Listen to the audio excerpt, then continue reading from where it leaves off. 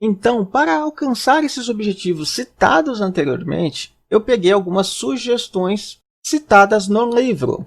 A primeira sugestão é: defina a pauta.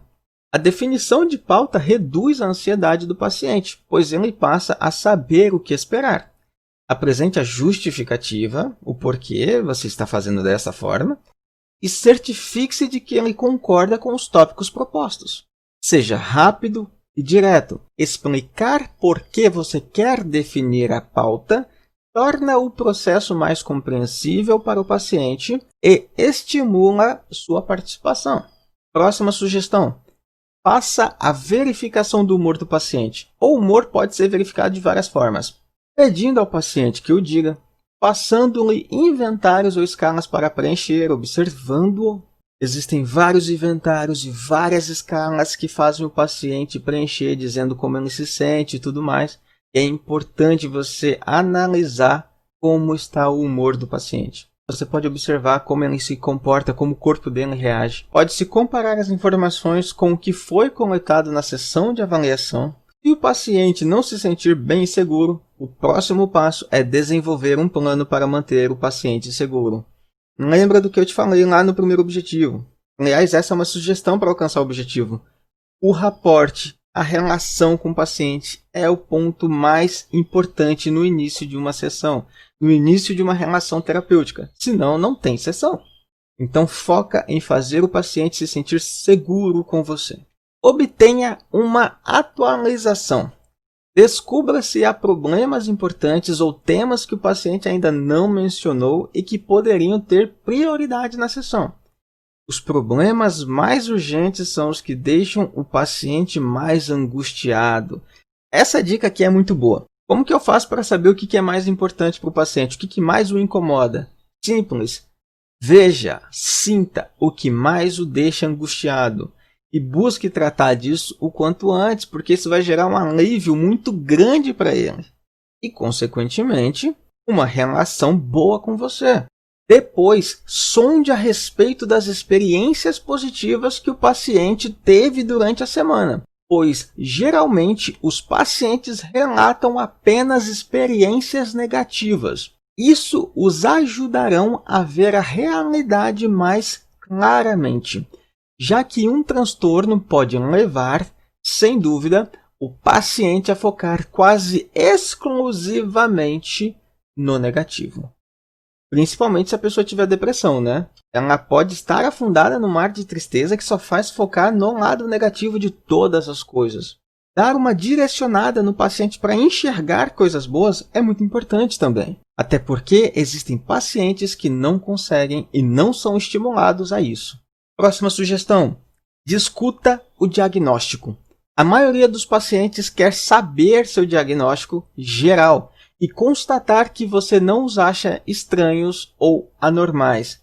Psicólogos, lembrem de uma coisa: vocês representam uma figura de autoridade dentro de um escritório, dentro de uma clínica. Como psicólogo, você recebe um cargo social importante e muitos pacientes buscam a sua aprovação, buscam o conforto de uma autoridade, principalmente aqueles que não tiveram isso com suas próprias famílias. Geralmente, é preferível evitar o rótulo do diagnóstico do transtorno de personalidade. Em vez de dizer, por exemplo, que o paciente tem depressão, diga que ele tem estado deprimido por um tempo e teve alguns problemas com relacionamento e no trabalho. Também é recomendável dar ao paciente alguma informação inicial sobre a sua situação para que ele possa atribuir alguns dos seus problemas ao transtorno, em vez de atribuir ao seu caráter. Então, assim, mesmo que o paciente tenha depressão, você não vai ficar falando que ele é depressivo. Muitos problemas podem ocorrer a partir disso. Então, como a definição de um transtorno é algo muito pesado, principalmente para pacientes iniciais, pacientes que não são acostumados com sessões terapêuticas, busque tratar isso de uma forma mais leve. Agora, é claro que são sugestões. Na hora que estiver você e seu paciente, é você quem decide como agir. Peguei um exemplo para citar isso. Paciente depressivo com sintoma de baixa energia para realizar atividades pode se autodepreciar como preguiçoso.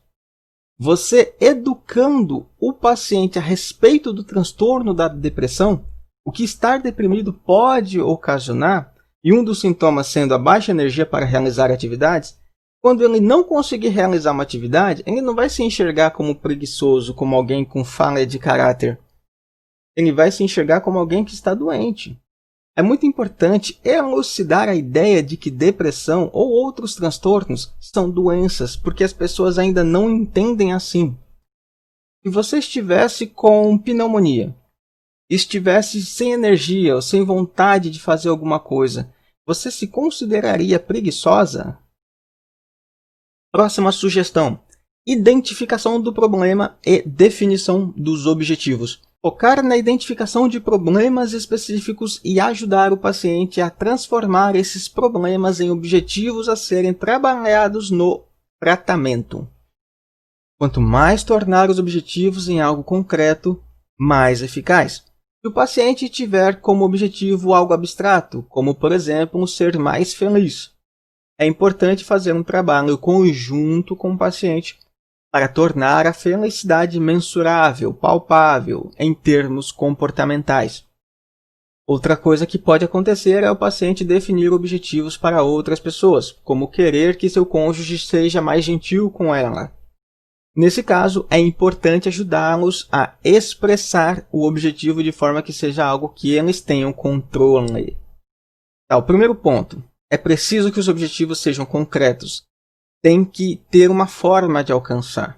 Se um paciente disser que seu objetivo é ser mais feliz, você tem que trabalhar com ele para que possam alcançar uma tradução do que é felicidade para ele.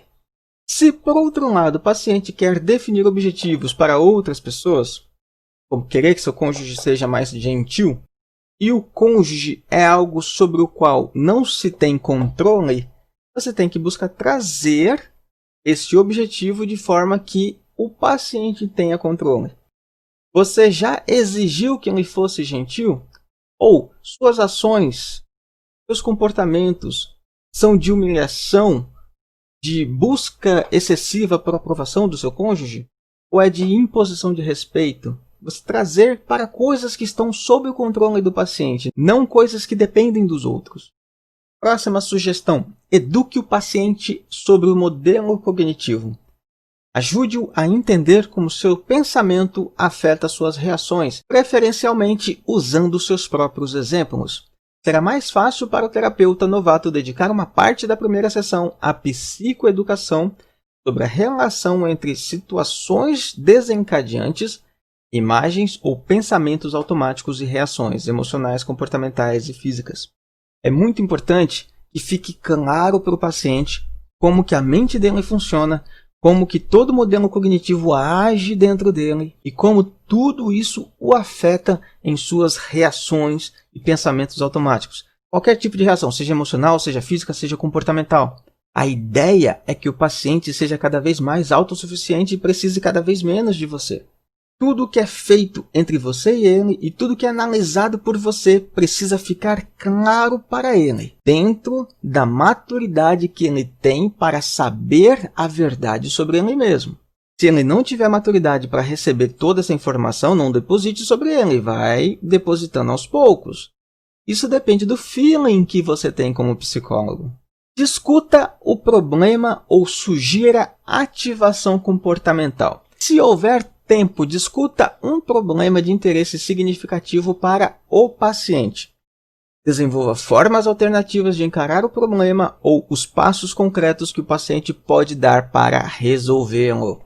Isso tende a aumentar a esperança do paciente no tratamento. As pessoas gostam muito de ver resultados. E quando os resultados aparecem rápido, isso traz esperança. Isso traz uma nova forma de enxergar as coisas, uma quebra de padrão. E isso instila esperança no paciente e no tratamento que ele está recebendo com você também. Resumo final da sessão e prescrição dos exercícios de casa. O resumo final conecta os assuntos da sessão e reforça os pontos importantes. Também inclui uma revisão do que o paciente concordou em fazer como exercício de casa. É importante que o exercício seja realizável para o paciente, pois Não conseguindo, o fracasso pode ativar algum sentimento ou defesa. Ao final da sessão, faça um resumo, uma síntese, Conecte todos os assuntos importantes da sessão, reforce-os, e quando você passar a tarefa, certifique-se de que a tarefa será realizável, algo que o paciente consiga trazer. E é importante notar que muitos pacientes dizem que conseguem. Dificilmente ele vai dizer que não consegue ou que não vai fazer uma tarefa. Entretanto, você tem que avaliar e dar para ele a oportunidade de falar, olha, está muito pesado, não vai dar. Prefiro que seja algo mais leve. Porque se ele não fizer e se ele fracassar, isso pode ativar algum sentimento ruim, alguma defesa, algo relacionado aos seus pensamentos nucleares, às suas crenças, E isso pode afetar a relação terapêutica e a esperança dele no tratamento. Feedback. Dê ao paciente a chance de expressar como sentiu a sessão. Se houve mal-entendido ou algo que o preocupa, que ele sinta que tem que esclarecer. Muitos se incomodam em dizer se estão aborrecidos, por exemplo. Portanto, pergunte. Assim dará ao paciente a oportunidade de expressar. Isso fortalecerá o raporte.